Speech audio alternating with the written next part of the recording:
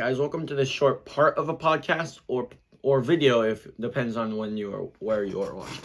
So yeah, first up, I want to say I am sorry for not uploading in the past 2 weeks. School got in the way. That's no excuse though, because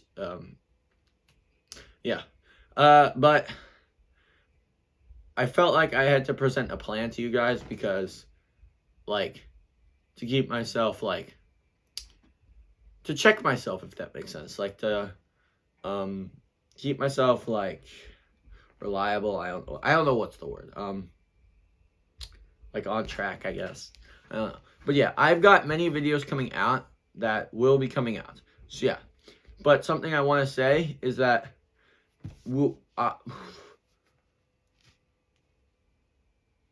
I need ideas for episodes or videos about Magic the Gathering, or anything that you want to see. It doesn't even have to be related to Magic the Gathering. Just put that down in the comments, alright? And I will probably do it, alright? Like 99% sure, alright? Because we've got some time. We've got March of the Machine, and then coming out, I think, like, May. Should be coming out March of the Machine. And then we've got Lord of the Rings, Tales of Middle-earth. I'm currently reading the first book of Lord of the Rings, because I felt that it would be suiting. So yeah, I'm jumping ahead of myself. This is not the order of the cards that are coming out.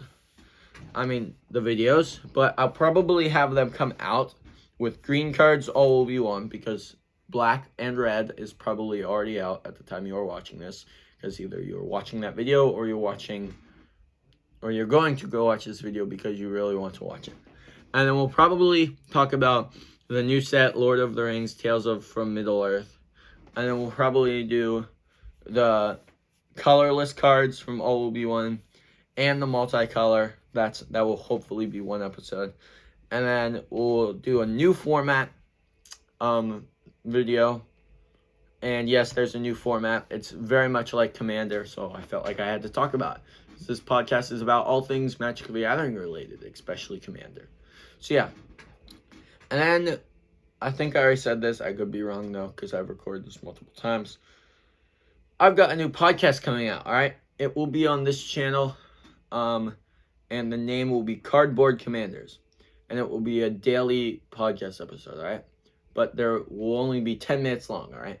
So every day, whether Monday, whether Sunday, whether Wednesday, whatever day, whether rain or shine, whether it's the middle of apocalypse, a video will be coming out, alright? And every day, I will talk about a commander that came out this year that you may have not known about. So, for example, I might talk about, I'm going to start at the beginning. So I think the first set that came out was All Will Be One. I'm pretty sure. So that will be the very first card that I will talk about will be the All Will Be One White Commander, alright? And these podcast episodes will start coming out April 1st, alright? And then we'll shoot off from there, alright?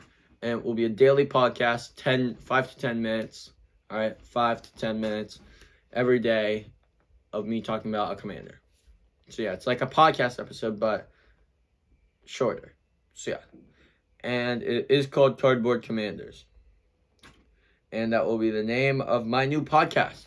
So yeah, I really hope that you guys will like and subscribe.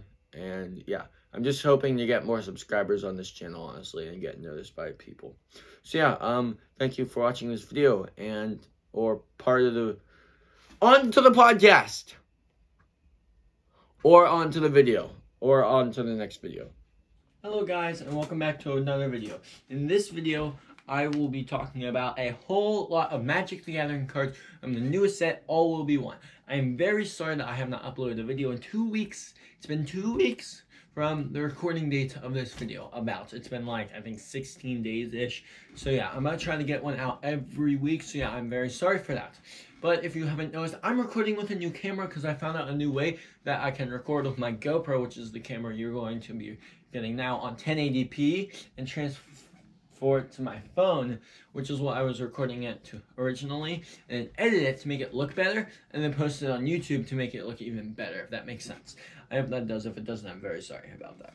But yeah, we will be talking about the black and red cards from All Will Be One, Magic the Gathering's latest set. So yeah, let's just get straight into it. But first, I gotta talk about Discord, because Discord's amazing. Discord, please join my server. Links in the description. I like our server. We've got 2 people in it, me and the Cookie Hound. The Cookie Hound. I'm gonna shout out him every time because he's the only guy who's in there. So yeah, please go join it. It's in the description. Go do it. So yeah, the episode's about All Will Be One cards from Black and Red. As I said before, I'm very sorry that I did not upload a video in 2 weeks. And yeah, we're on to Magic the Gathering cards. First card, Archfiend of the Dross. 2 black for a creature, for a 6/6 creature, Phyrexian Demon. Flying. Archfiend of the Dross enters the battlefield with 4 oil counters on it. At the beginning of your upkeep, remove an oil counter on Archfiend of the Dross. Then, if it has no oil counters on it, you lose the game. Whenever a creature an opponent controls dies, its controller loses 2 life. There are many things that this card can have abilities with, and many things it can do. One of them is, if you just want to keep this guy around and not lose the game with him, then you can proliferate him again and again and again. By the way, guys, every time these things run out, I'm going to flip them back over so they have that cool effect for you guys. So yeah. But yeah, you can proliferate this guy so he has more oil counters on it, so it's more likely that you will keep him around for the whole game and you will not lose by him. It has flying, so it's a 6/6 every time. It's a flying 6/6, which is very good for 4 mana. So there are many other things for 4 mana that you could do. For example, you could do Phyrexian Obliterator, a card we will talk about later. But yeah. And then, of course, if you want to be mean with him, you can hand him off to another opponent. There are cards in Magic's history who've done this, but I thought, why not talk about a card from recent Magic's history? A set called The Brothers' War, to be exact. It's called Fateful Handoff. 3 and a black for a sorcery. Draw cards equal to the mana value of target artifact or creature you control. So you draw 4 cards off of the sky, and then an opponent gains control of that permanent. So the way I see it, you arch enemy at the table, right over there. Then you just you go down until it has 3 oil counters. 1 oil counter left on it, and then you do Fateful Handoff, and then as soon as and then at the beginning of their upkeep, they lose unless they can destroy it, which I guess is possible too, because it doesn't say or when this guy leaves the battlefield or whatever. It just says it just has stuff to do with oil counters on it. And then, of course, it is whenever a creature an opponent controls dies, a controller loses 2 life, which is very, very helpful. That will happen multiple times a game because people are removing stuff and people are trying to kill really big things and a bunch of stuff like that. So, and board wipes happening. So chances are, if you get this thing out on turn 3, 4-ish, depending on when you get your commander out, because this guy cannot be your commander, then this guy will probably do some damage on your table. So yeah. Also, something that I want to say, our next card is a Dominus, which I will not be talking about. I will have a separate episode that I will be coming out after we get through all these cards, like all the cards, these, where I will talk about all the Dominuses and the Twilights, okay? Because we do not, I thought we had a Black Sun's Twilight. We don't have a Black Sun's Twilight, but I will talk about the Red Sun's Twilight. I will talk about the red, black, blue. I will talk about all of them and all the Dominuses in one of the other episodes. I already talked about the white one and the blue one, probably from the past episode, so I can't go back and redo that. But what I can do is do stuff for the future. So yeah, that's Archfiend of the Dross, 6/6, Phyrexian Demon. Next one is Geath, Fiend of Contracts. 1 black black for a 3/4. Legendary creature, Phyrexian Zombie. Other creatures you control get -1/-1, and then 1 black black. Tap, return target creature card from your graveyard to the battlefield. It gains if this creature would leave the battlefield. Exile it instead of putting it anywhere else. Activate only as a sorcery. So he, and then his flavor text. I really like flavor text. If that's not obvious, it's It seems someone forgot to read the fine print. So yeah, really like that. That guy. So yeah. Moving on, I've got actually this guy. I want to talk about stuff with this guy. Obviously he can be a commander if you want to be. So you do want to be like recurring stuff from the graveyard, that kind of deck. But it's like it's kind of like the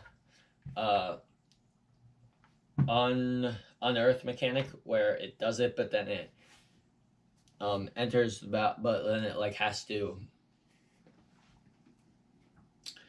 If it leaves anywhere else, it gets exiled.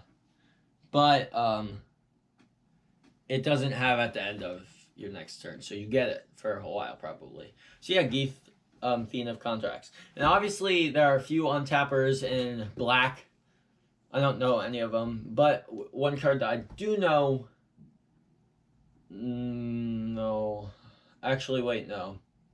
I was thinking of the can't even think about it. But yeah, really cool card, Geath, Fiend of Contracts. Our next card is a Rat King. Funny story. I went on Scryfall the other day because I had to search of cards for the Rat King, and I didn't know how many were in Magic the Gathering, but there's a decent amount of them, so I just tried to choose the best one. Anyway, we've got Krumax, the Rat King. 1 black black for a 3/3 legendary creature, Phyrexian Rat. Toxic 1. Players dealt combat damage by this creature also get poison counter. A poison counter. Other rats you control have Toxic 1. When Krumax enters the battlefield, look at the top 5 cards of your library. You may reveal any number of rat cards from among them and put the revealed cards into your hands. Put the rest on the bottom of your library in a random order. The reason this card's good is because, and synergy, is because when typically, like the stereotype, I guess, for rats is that when you get bit, and snakes technically, you get poisoned. Which with some snakes that's true, and rats technically. So yeah, I guess that's what they were trying to implore here is if you get bit, then poison counter. So yeah, you want lots of rats in this deck, obviously, for that second ability, the trigger, I guess. The first ability, you can re-enter him, blink him. There's a few ways to blink him in black. Not many that I know of. But yeah, Crypt Rats is the rat that I found. It's 2 in a black for a 1/1 creature, rat. It has X, and then Crypt Rats deals X damage to each creature and each player. Spend only black mana on X. If you put this in the Krumax, the Rat King deck, you probably have a mono-color deck of black. Then you will definitely hit the desired black, and you basically deal a bunch of damage. It's like a border wipe waiting to happen. However, it definitely will kill Crypt Rats because it deals X damage to each creature and X player. And each player. So yeah, it would kill Crypt Rats. So yeah, sad. Alright. Moving on to our next card, we have Phyrexian Obliterator. Black, black, black, black. For a 5/5. Oh, by the way, that's 4 black. For a creature Phyrexian. For a 5/5 creature Phyrexian Horror. Trample whenever a source deals damage to Phyrexian Obliterator, that source's controller sacrifices that many permanents. There aren't that many ways that you can force your opponent to deal damage to your creatures. I mean, there are those like cards that say target creature fights target player. Like there's the one card that's called Fling. I think no, it's not Fling. I don't know what's it called, but it basically does that. It basically says target creature you control fights target creature and opponent controls, which is really good in this deck. In a deck that has this. But yeah, I just really like him because he basically is. It makes you a very hard person to attack, because if they attack you, no matter how big it is, it doesn't matter if this guy dies, as long as he gets dealt damage, even if he dies. So if he gets dealt, if you get attacked by a 6/6 and you block with your Obliterator, then your opponent is taking 5 damage. That's it. That's a good deal in my opinion. So yeah. And then that would work really well with attacking as well, because if you attacked with Phyrexian Obliterator and they blocked with a card, like any card, then they would take damage anyway, and they would lose a creature. So win-win. Or they wouldn't lose a creature, it depends actually. Depends how big the creature is. But yeah, really good card in my opinion. Vats of Rebirth. It's black for an artifact. It is whenever another artifact or creature you control is put into a graveyard from the battlefield, put an oil counter on Vats of Rebirth. And it's 2 and a black for tap. Remove 4 oil counters from Vats of Rebirth. Return target creature card from your graveyard to the battlefield. Activate only as a sorcery. So yeah, this would fit well with that Theme of Contracts, Geath Theme of Contracts, as they both deal with taking cards out of your graveyard. They both say activate only as a sorcery. I'm assuming they did that for some reason, maybe combo potential, I guess.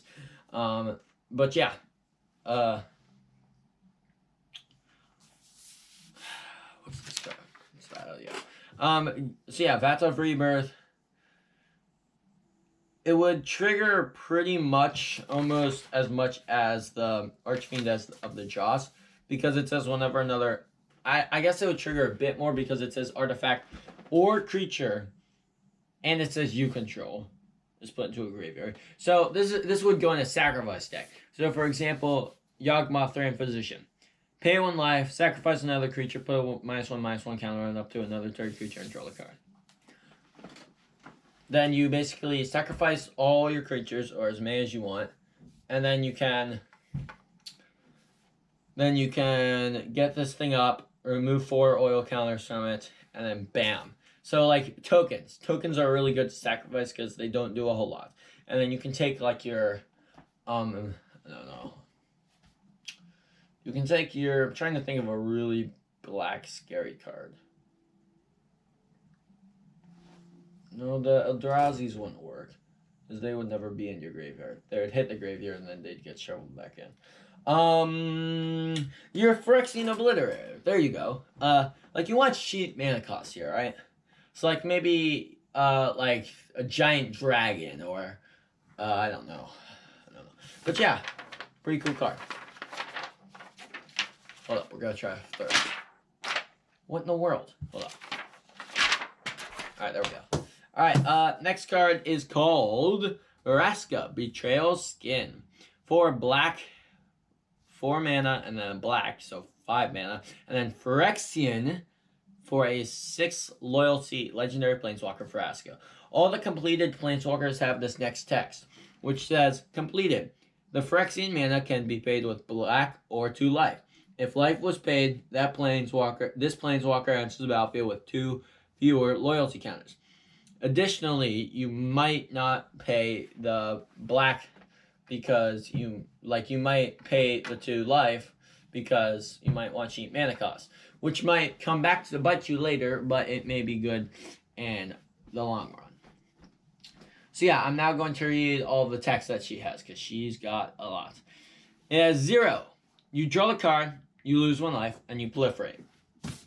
Yawgmoth, Thran Physician. Throw him in there. You're proliferating. And that's how you get your Planeswalker up. And poison if you want to. And it has -2. Target creature becomes a target artifact with tap sacrifice. This artifact adds 1 mana of any color and it loses all other types and abilities. I feel like every Vraska Planeswalker or Chandra Planeswalker or like black Planeswalker has had some type of destroy target creature on it. Vraska just turns into a treasure token. They get a mana out of it, but that's it. It's like a Path to Exile, only you don't pay loyalty for it. I mean, you do pay a loyalty for it, and they get that land once, not multiple times. So yeah, why not? And then -9, if target player has fewer than 9 poison counters on it, they get a number of poison counters equal to the difference. You may be thinking, well, that's never going to happen. But with the new theme of like,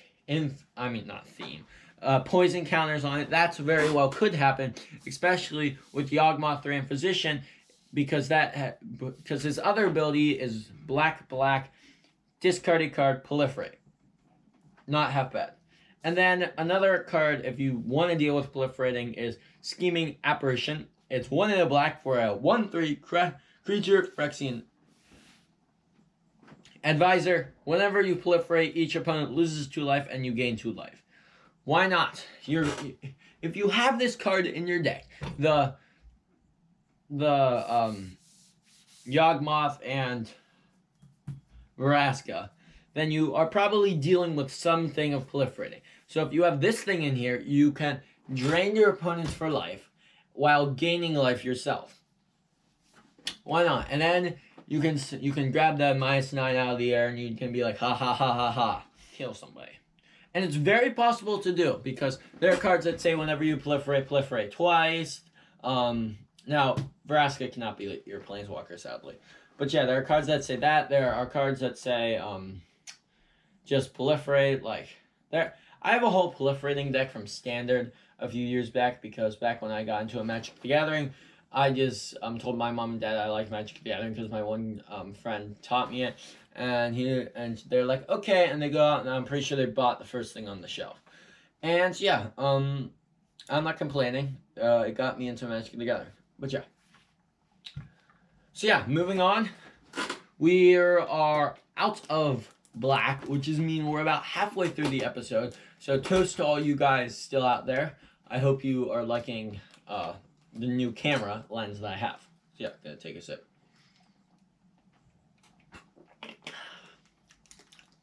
Ugh, white. But yeah, next card is All Will Be One, the card. It's very annoying to search up this card, because if you search up All Will Be One card, then most likely you will just get a bunch of All Will Be One cards, like from the set. Very annoying. Anyway, 3 red for an enchantment. Whenever you put one or more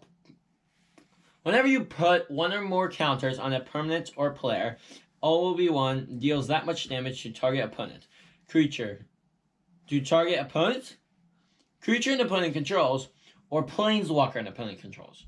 Direct damage, we've seen this before, but I felt like I've had to add this because it's basically the name of the set. Why not? It is the name of the set. So yeah, it's pretty good.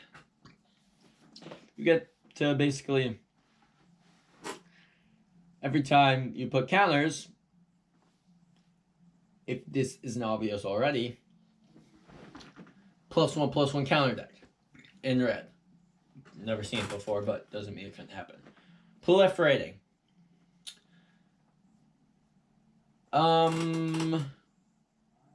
Vraska. Correct? Yeah, any Planeswalker, technically. Then you basically just get to deal direct damage. You're like, alright, I'm going to proliferate twice on everything. ... All my Planeswalkers are up and blah, blah. Now I get to do 2 damage to that thing. Or whatever. Alright, you get the point? As soon as you do counters, you throw it out. So poison counters, infect counters, that's black and red. I mean black and green. Never seen it in red before. Well, who knows? If you want to throw it in it, go for it. Be my guest. Be my guest. So yeah, moving on, we've got Koth, Fire of Resistance, which is another Planeswalker. 2 red for a legendary Planeswalker Koth. 4 loyalty. +2, search your library for a basic mountain card, reveal it, put it into your library, put it into your hand, and then shuffle, put it into your library. That doesn't sound good, but I promise you it will be good later. -3. Koth, Fire Resistant, deals damage to target creature equal to the number of mountains you control. As I said, I'm pretty sure every red card and black Planeswalker, red Planeswalker and black Planeswalker deal with this theme of, like, they have that middle ability of destroy target creature, Pretty sure the Jace one that I talked about here, I can actually find it, has the theme of just like, oh, it's right here. That's useful. Target player mills 3 cards, then if a graveyard has 20 or more cards in it, you draw. Actually, all right, that one has drawing. All right, you got away from me there. All right, but yeah, you get the point. There have been many red and black Planeswalkers in Magic the Gathering's history, and almost all of them have the middle text of something that had to deal with return target creature to its owner's hand, destroy target creature, deal damage equals to the number of whatever you control. There you go. And speaking of mountains, why not keep the theme of mountains? -7, you get an emblem with whenever a mountain enters battlefield under your control, this emblem deals 4 damage to any target. This card is extremely good with many other cards, one of which being... Jeez. Hold on, give me a second. I'm going to search up the card, alright? I have to go to photos. Hold up. Albums. Believe me, I can find it. I know what it's called. Where is it? Oh, it's right there. Alright, so it's called Fiery Emancipation. And it's 3 red. So that's 6 mana for an enchantment. If a source you control would deal damage to a permanent or player, it deals triple that damage to that permanent or player instead. If that's not obvious, that card is extremely good. Like, good. Alright? That turns this 4 damage into 12 damage every time you put a mountain into play. And then, of course, there are ways to blink mountains and then all this other stuff. But yeah, like, you can just say, alright, I've got that Emancipation thing out, and I've got Koth Fire Resistance emblem. Great. Plus to them, luckily, with any luck, you were putting down 2 mountains, maybe 3 every turn. You're dealing 3 times 12. That's 36 damage every turn. That's extremely good. Like, good. Like, wow good. Like, I don't know much things better than every time you play a land, which is something you do very often in Magic the Gathering. You just deal 12 damage to anything you want. So that's like, that's game over for somebody. Somebody's dead. If you get Koth and you somehow get him up to 7, you are clearly in the lead. And then if you somehow play a bunch of lands, everybody is either dead or very, very close to dead. It is very likely. And if they're not, then something has gone seriously wrong with your game, and I don't know why they're not dead. Holy moly. I have 3 other cards on this page. However, I'm not going to talk about 2 of them.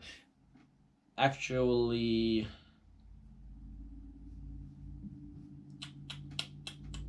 yeah, I'm not going to talk about 2 of them because they are a Twilight, which is what I'm going to talk about in the episode, what the Indomitus is. And that's the other card. A Indomitus and a Twilight. So yeah, Vindictive Flamestroker is our last card. It's a red mana for a creature Phyrexian Wizard. It's a 1/2. Whenever you cast a non-creature spell, put an oil counter on Vindictive Flamestroker. It's a 1/2, by the way. I think I said that, though. 6 and a red for sacrifice Vindictive Flamestroker, discard your hand, then draw 4 cards. This ability costs 1 less to activate for each oil counter on Vindictive Flamethrower. I chose this card because it would go in any deck that does like many just throw instants and sorceries down. And however, I think I have a commander that does that from Baldur's Gate. I know I do. Let me find it. Won't take long. I just gotta find it. Alright, found it. Nero, Wild Mage. 4, a red and a black. I mean, a blue and a red. 4 was 2/7. 2/7, jeez. For a legendary creature, human elf shaman. Whenever you cast a spell, you may put it on the bottom of its owner's library. If you do, reveal cards from the top of your library until you reveal a non-land card. You may cast that card without paying its mana cost. Then put the rest on the bottom of your library. In random order, this ability triggers only once each turn. Yeah, you can see. So yeah, with that and this, you should win the game. And if you don't, I don't know which ones are on. Yeah. Jeez Louise, I talked about a lot of cards. Alright, let's try to throw these 3 pieces of paper off the table without them landing back on. Oh, I failed. I did it. Yes. And then, thank you. Oh my gosh, guys. That was a lot of cards to talk about today. I am very happy you sticked with me through the whole entire thing. I hope you did. If you didn't, I'm sad. Boo-hoo-hoo. Let's see. What else do we have on our agenda? We did an MTG blah blah blah. Announcements. I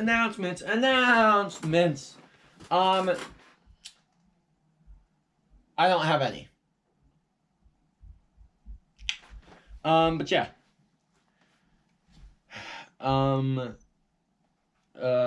Thank you for watching this video. I really do appreciate it. But before you go, I want to talk about one cool thing outside the world of Magic the Gathering. I almost forgot about this. We've got many videos coming up in the future. Like many. We've got the that was the black and red, which means we have the green and the colorless in the next episode. And then we do the multicolor with 1. And then yeah. So those are videos that are coming up here. And then I'll probably go talk about something else, like maybe we'll get back to the precons. I forget which one we left off on. I think we left back off on, was it? I think it was the Arm for Battle precon from Commander Legends.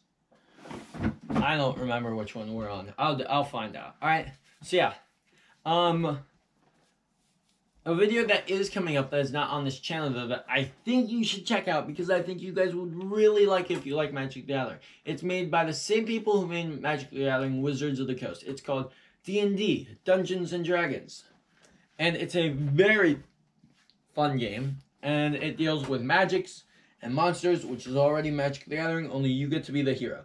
Have you ever been laying in your bed at night and when you're trying to drift off to sleep or whatever, you're like, what should I think about to get myself tired? And you're like, I know, I'll pretend I'm going to go fight the beloved, I'm going to go fight the nasty monster and kill it, and then everybody in my town will love me. You can do that in D&D. Now, however, if you roll really badly, then you could die. But yeah, me and my brothers are going to make a whole entire D&D related episode coming out on our channel 311. Go check it out. There, right about now, towards the end of the video, there should be a little thing popping up, like right. Hold up, I'm trying to position my hands. Right here. All right, right here. And if you click on that, or you can click the link in the description, it will take you straight to the channel, and you subscribe, turn on notifications, and you can watch all of our D&D adventures. It's really fun and funny. Believe me, you just gotta have a sense of humor, and then you can come watch us. So yeah, awesome episode, and yeah, please go watch that video. Let's see. And if you have anybody who doesn't know how to play Magic the Gathering, a video will be coming out here where I teach my dad how to play Magic the Gathering. And I really hope he gets it, because then if that works and I somehow convince all my brothers to play, we will be playing with 4 people in a Commander game, which would be awesome for TTW. Yeah. So yeah, thank you once again for watching this video. Please go join my Discord, and goodbye.